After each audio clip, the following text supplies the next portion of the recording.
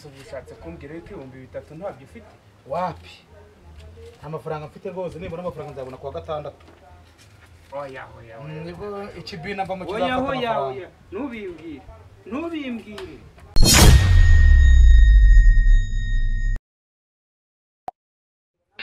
Hello.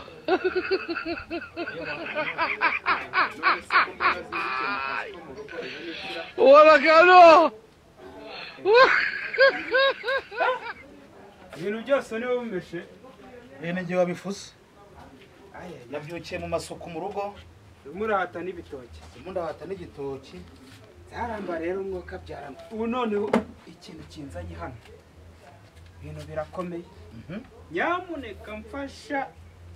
kuryo bwabaga ariko mfasha rero sasa mfite ikibazo ni ibihumbi binga 3,000 kuryo bwabaga urwaza rwarize unshakira udumbu dutatu ibintu byambanye isereri urabona na wa mugabo wari wangurishije imari ya mari y'intuza y'ibimonyo twara kandi urabizi iriya ishyushye cyane uwo ko umugabo yazanye diru y'amasazi irakora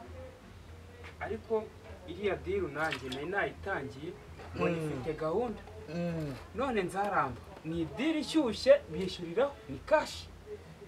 rwaza rwariza umudumbu dutatu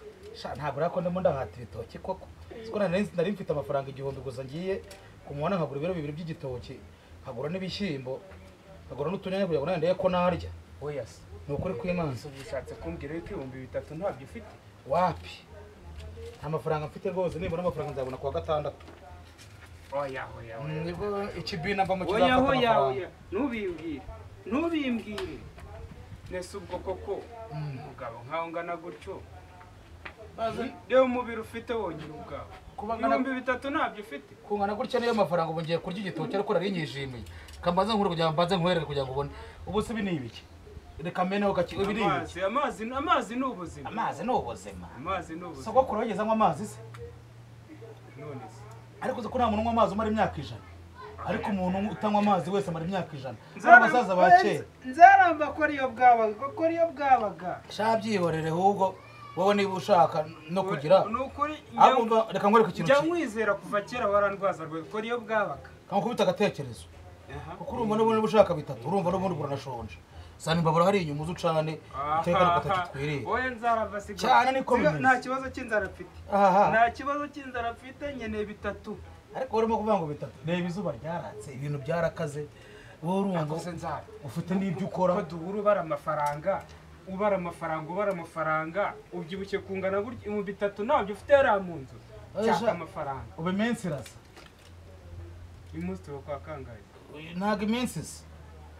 ejo nzaba nyafite cyangwa ejo bundi ubwo ntago nyafite benda nifite urabona ko nabyutse mfura mu ngira gute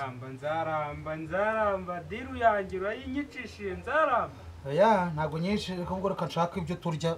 twirire ahubwo mba nageze nkugize rwose bisinzara nebukuremo ndiyabuza amazi uze ko ndimo ndimwa amazi wagira ngo ni bya bindi ugiye kurya igitoki cyonyine n'udushyimbo sinabwo ko nakuze n'udushyimbo twa deza zara byaje kwanga se bimeze nk'ibyanze wanje kandi urabona